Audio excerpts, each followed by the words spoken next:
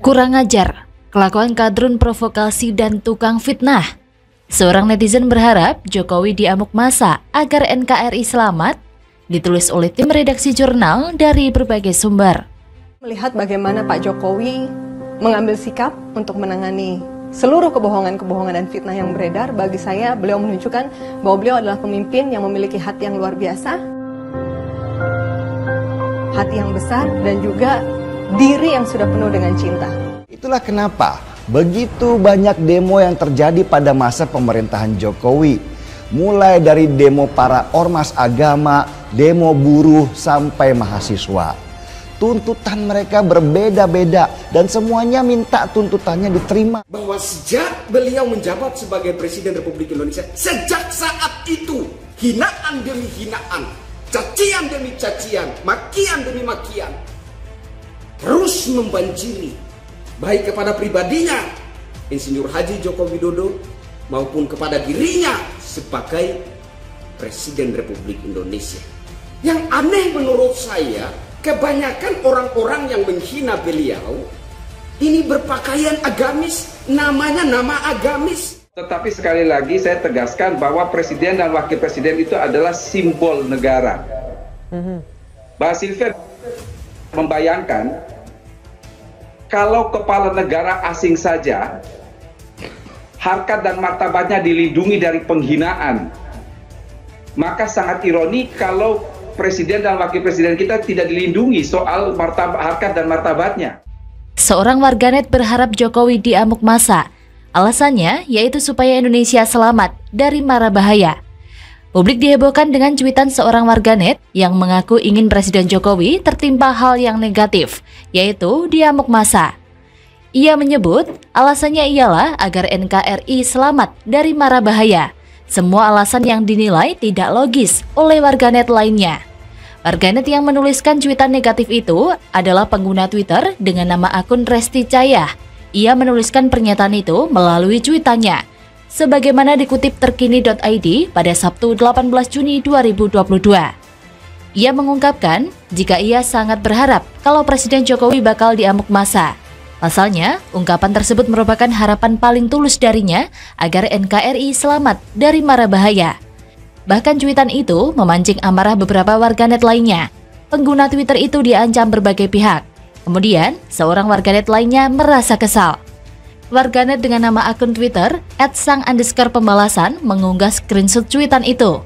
Selain itu, ia juga menuliskan pernyataan yang menandakan kekesalannya terhadap cuitan tersebut. Dirinya meminta agar identitas orang itu dapat diketahui agar bisa dimintai penjelasan. Dirinya juga menjelaskan bahwa akun Twitter Resti Cayah bukan hanya menghina presiden, melainkan pernah juga menghina agama Kristen. Miris, kelakuan kadrun emang parah dan gak ngotak.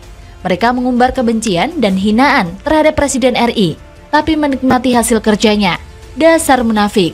Begini nih, yang namanya barisan sakit hati featuring kadrun yang kepalanya ketutup panci. Jadinya nggak bisa bedain antara pemimpin yang membangun peradaban atau membawa Indonesia ke zaman purba. Perpecahan maksudnya. Kebencian itu rupanya melahirkan kegilaan, hingga mengirimkan wajah-wajah seperti Resti Cayah yang juga tidak bisa menggunakan akal sehatnya. Yang keluar dari mulutnya hanya sumpah serapah dan cacian terhadap pemimpin yang sah dan tak luput menghardik agama lain agar ia dipandang sok. Entah apa yang merasukimu hingga kau begitu dungu, drun? Memang benarlah kata pepatah, biarlah anjing menggonggong kafilah berlalu. Karena dengan menggonggong tak akan mampu membangun negeri ini menjadi lebih baik dan maju. Melihat realitas janji kampanye Joko Widodo yang mendengarkan keluhan rakyat, bersentuhan langsung, mementingkan pelayanan rakyat, jujur dan bekerja nyata, yang menjadi sebuah prioritas, dengan ideologi politik seperti itulah, mampu mengantarkan masyarakat mempercayakan beliau menjadi Presiden Republik Indonesia dalam 2 periode. Hal itu adalah bukti nyata atas kehendak Tuhan yang Maha Kuasa, bahwa Jokowi memang ditakdirkan untuk membawa Indonesia menjadi lebih baik. Jokowi pun menegaskan bahwasanya dengan adanya etos kerja yang lebih baik, akan mempercepat pencapaian kehendak kita bersama untuk menjadikan bangsa kita lebih besar. Bangsa yang membawa peradaban lebih baik dan berkembang, bukan seperti kadrun yang otaknya stagnan. Etos mereka cuma satu, yaitu menghina dan menggonggong layaknya sampah masyarakat. hanya membuat polisi kadrun dan membawa Indonesia semakin mengalami kemunduran. Jokowi menekankan bangsa ini perlu kerja keras, karena kerja merupakan makna budaya dan representasi pembangkit karakter bangsa. Dengan itulah, tidak akan ada kemunduran di berbagai bidang. Bekerja yang baik menurut Jokowi ialah bagaimana kita bisa menghasilkan sebuah hasil yang bisa dilihat, dirasakan orang lain, dan mempunyai kebanggaan dan kepuasan bagi diri sendiri. Beda banget sama barisan kadrun yang sakit hati, yang bisanya cuma membuat moral warga Indonesia makin buruk, bahkan tidak menghasilkan karya apapun.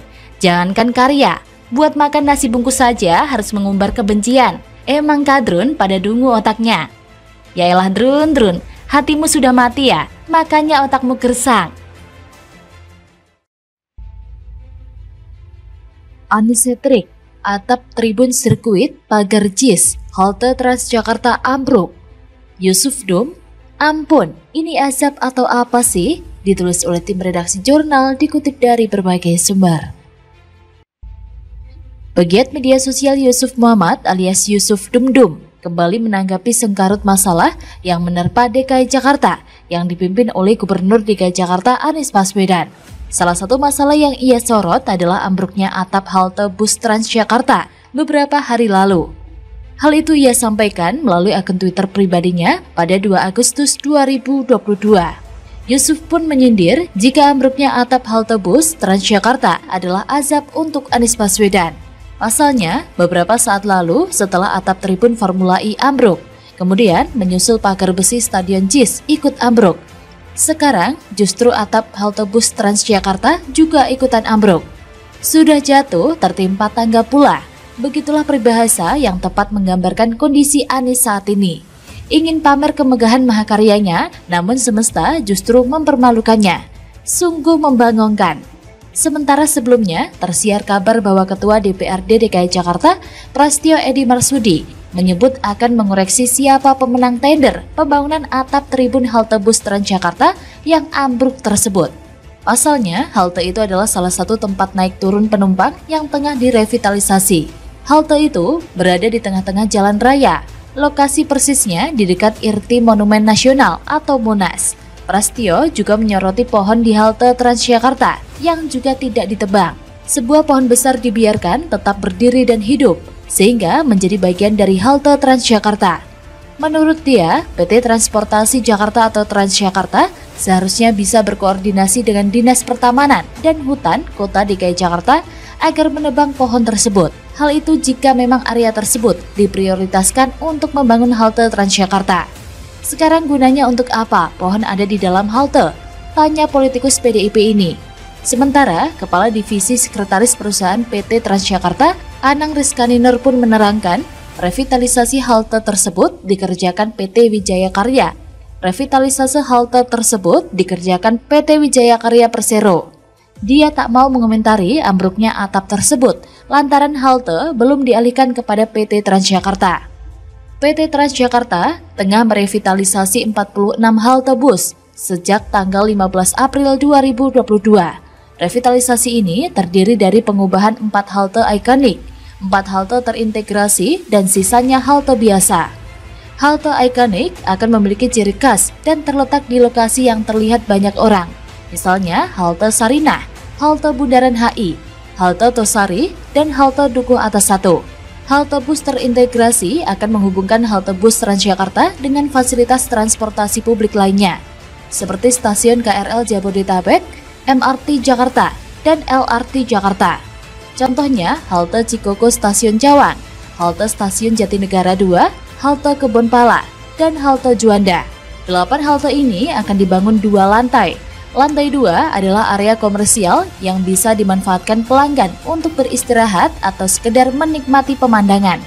Menurut dia, seluruh halte Transjakarta yang direvitalisasi bakal dilengkapi dengan toilet dan musola. Perbaruan 46 halte ini menelan anggaran 600 miliar rupiah yang sudah dialokasikan dalam APBD DKI 2022. Total ada 4 kontraktor yang mengerjakan revitalisasi 46 halte. Ya elah, sudah jatuh tertimpa tangga pula. Baru saja euforia grand launching Stadion JIS diterpa, pagar besinya ambruk. Ini atap halte bus Transjakarta ikutan ambruk juga.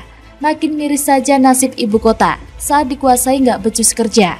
Bukannya bangun sesuatu yang kokoh dengan perencanaan yang matang, ini malah letoy kayak lontong. Segitu bangetnya ya kualitas pembangunan dengan anggaran ratusan miliar rupiah, bahkan triliunan rupiah. Emang benar kata orang bijak, jangan sombong atau sesumbar, karena itu merupakan jalan menuju celaka. Lah, giliran sekarang Anies sesumbar menggagahi segalanya sebagai mahakarya, malah ambrol. Kan malu dong jadinya. Saya rasa ambruknya atap halte bus Transjakarta ini semakin menunjukkan bahwa Anies adalah wan ambruk yang hakiki. Dari atap tribun Formula E terbang diterpa angin, pagar pembatas stadion JIS letoy kayak lontong. Yang terakhir, atap halte bus ikutan ambyar, kena mental. Semua yang dibangun Anies memang cenderung lebih bayar dengan kualitas tempe. Anggaran ratusan miliar rupiah bahkan triliunan rupiah hilang melayang ke kantong bandit siluman. Tapi hasil bangunannya kalau nggak ambruk ya mangkrak dihuni kuntilanak. Sebenarnya sudah banyak contoh ketidakbecusan Anies Baswedan saat berkuasa. Tapi tetap saja para pendukungnya cenderung buta dan terlalu mengada-ngada dalam menaikkan pamor junjungannya itu. Gubernur yang model kayak gini emang masih layak disebut pemimpin? Saya pikir model gubernur yang bisa obrol janji seperti Anies Baswedan tak layak disebut sebagai pemimpin. Terlalu mengada-ngada. Ya, Anies harus bisa menerima dengan pasrah bahwa insiden robohnya pagar JIS, tribun Formula E, bahkan atap halte bus Transjakarta akan jadi bahan kritik keras terhadap dirinya. Bahkan gelar bapak politik identitasnya nambah lagi jadi wan ambruk hakiki. Begitulah kura-kura. Bagaimana menurut Anda?